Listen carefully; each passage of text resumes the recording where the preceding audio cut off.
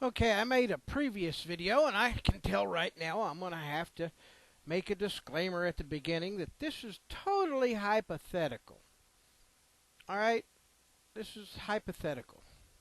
Of what how how would it be handled? I mean, I don't even know what you would call it. It would be closer to a second revolutionary war than a civil war, because look how things are spread out on this map.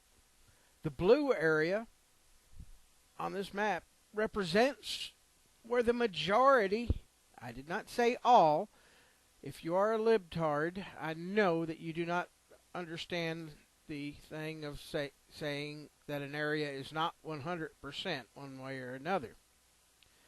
And for those that live in these areas that I talk about and say, well, what about me? What about me? I'm a gun owner.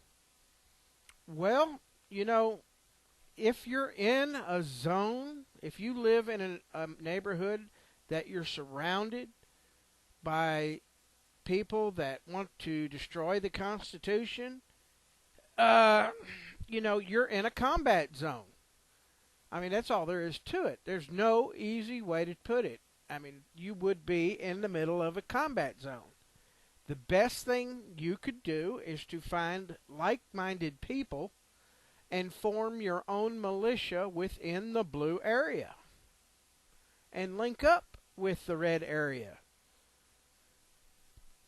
You know, that's the only solution I could possibly think of. I mean, look at this map. How would you suggest, us people over here, the Bible-clinging gun-toters are in red. Not completely, but the majority. Now, I know you libtards can't understand just percentages. But the majority of the people in this red area are fighting the people in the blue area. And you can see specifically the highest population areas are generally where most of the trouble is coming from. Over here we got Los Angeles, there's San Francisco, but there's a whole bunch of conservative area in California right here. I mean, if we were having a civil war, it would go state by state. Now, are you telling me all these people right here are going to take up arms against the people in Texas because Texas went freedom and California went socialist? Is that what you're telling me? All these people? No, it's not. That's what I'm saying. This could not be considered a civil war. It would be a revolutionary war, a 1776 type scenario where we fight for our freedoms again because of a, once again, tyrannical government. Over time, the bankers and everything else have taken over this government that's located in this little 10-mile swath of land over here called Washington, D.C. It is totally run by the huge bank. The capital might as well be Wall Street up here in New York and the Trade Center here. Now you can notice even Texas. There's Dallas, blue. Houston, blue. San Antonio all the way down to Laredo, blue. El Paso, blue. Phoenix, blue. Las Vegas, blue. Of course, we know Chicago, downtown Detroit, this whole area up through Michigan right here. But look at New York. I mean, New York isn't totally blue. Maine isn't totally. Look at that big swath of Maine right there. So I don't know how you would persecute a war of this type. I mean, I know that the blues are going to lose. I mean, that's in any type of conflict, the government hasn't got a fighting chance. They think they do because, well, we have the army. Well, let me tell you something. There are greater than 50% of those soldiers who take their oath to office very seriously, and will defend the Constitution against all enemies, foreign and domestic. And with uh, a president that's attempting to go around Congress right now by telling doctors, basically saying, "Hey, doc, it's okay, it's okay. Go ahead and put it in the person's medical records whether they have guns or not, because that is a form of registration." So the pediatrician gets the child in there and starts asking the child, "Hey, do mom and dad go shooting, or they ever take you hunting, little Johnny?" And little Johnny says, "Yeah, my daddy takes me out shooting. He has a machine gun." Well, that's going to go into the medical record. And guess who has access to all your medical records now? With Obama's Obamacare, he has computerized all the records. And I know for a fact that the DEA scrutinizes all your medical records. All right, so it's not, if the DEA can get it, it's nothing for the ATF to get into it too. So doctor-patient confidentiality has gone out the window with the computerization and centralization of the medical record. Of course, that's supposedly done for insurance and to make things more efficient, but it threw privacy out the window. Okay, so now my suggestion was to cut off the central arteries that bring the majority of the.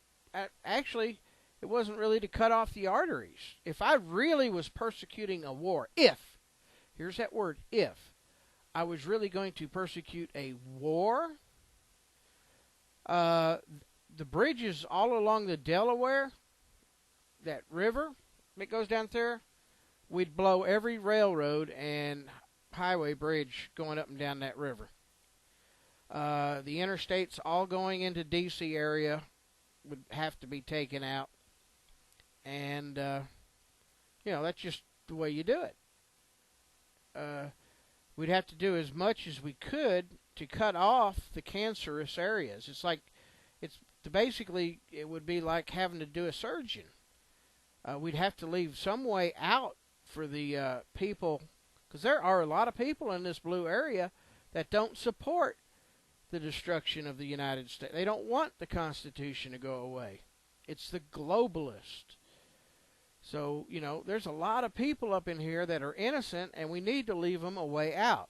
Maybe they would form militias up in here, and, if enough of them formed up militias, especially if we could get, say, half of these red states here, if the governors would have some cojones and join together, if let's say Texas and Arkansas, Oklahoma, Missouri, Tennessee, let's say most of all the old southern states, all the way up here through Montana, we would basically all the states here that are majority red, if we all stood together, it could be done without a single shot fired, I think. I think we could do it without 1 ounce of blood being spilled. But the states are going to have to stand up and say, "Hey, enough. We have a constitution, and we expect the government to protect us." They're not there they're not there to rule us. They're supposed to defend our liberties. And I know the libtards can't understand that. They think, "Oh, I'm glad they took your guns away." Yeah, so what? Next thing you'll want to do is grab your stapler and staple my mouth shut. But if somebody could come up with a better idea, here's that word, if things are going to go up here, and if they're going to dismiss our representatives and legislatures.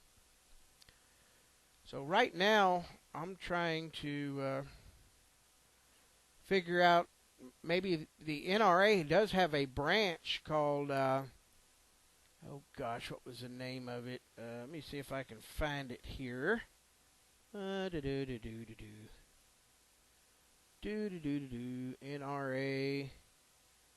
NRA. Ah, Political Victory Fund. Now, I believe that you can join, renew, stay tuned, volunteer, volunteer support efforts, sign up, join, trigger the vote, register. Maybe it's under support. Okay, yeah, you can make a donation to this particular part of the NRA, which builds up the war chest for the next election. Now,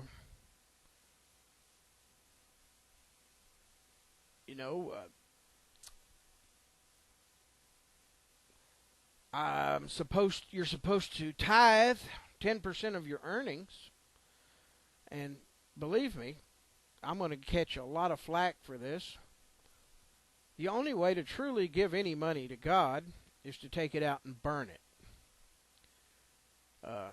All it is a sacrifice. It doesn't matter whether it's time or money or gold.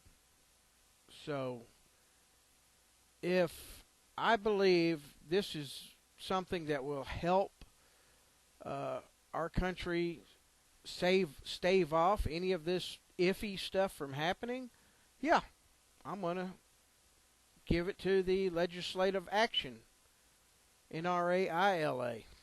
That's where I'm going to give 10% of my income to. Well, I know it's not tax deductible. It doesn't matter. This is part of what I feel would be God's work. And God doesn't really care. God could care less about money. Money has no meaning to God. And if this will help defend our Constitution, which ensures the freedom of religion, yeah, I would, yep.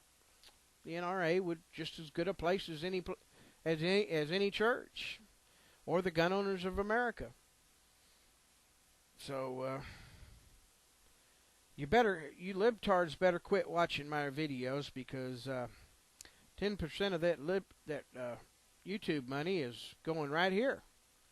So all you libtards that are raising a stink on my video, just come on ahead and donate to the NRAILA.